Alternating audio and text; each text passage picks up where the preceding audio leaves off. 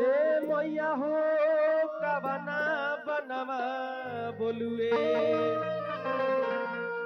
सहरे सबा से सातो बहिन रथ सजली एकदम हुरुका के भाव में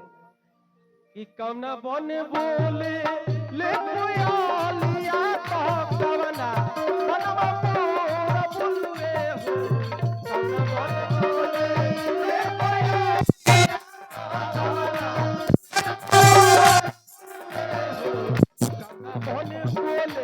ले कोयलिया कवना बनवा मोर बोलुए हो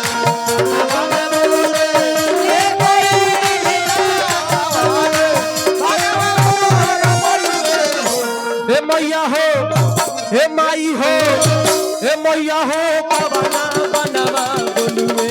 सहरे सबा से सातो महीना रथ सजली हे मैया हो कवना बनवा बोलुए सहरे सबा ताली बजाई हे मैया हो कवना बनवा बोलुए सहरे सबा से सातो महीना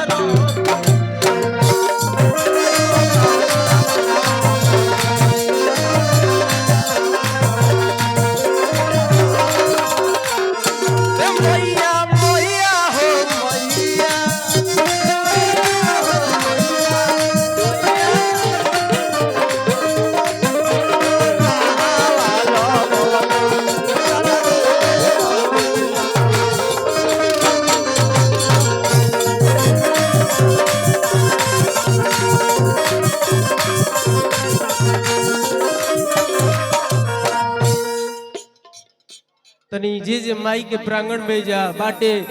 मंच पर चाहे मंच के नीचे ए माई के प्रांगण में जितना लोग बा सब लोग एक बार प्रेम से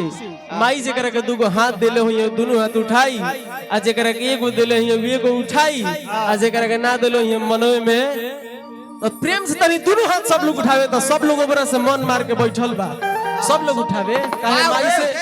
माई से कोनो पैर बका कोनो पैर बा ना जी नहीं केनु तनी मंच पर भी जे लोग उपस्थित बा सब लोग से निवेदन रही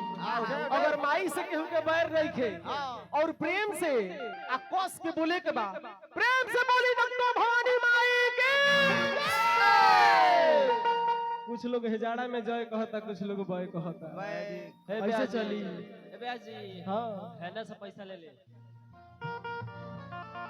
होने अच्छा चंद्रशेखर भैया की तरफ से लाख लाख रुपए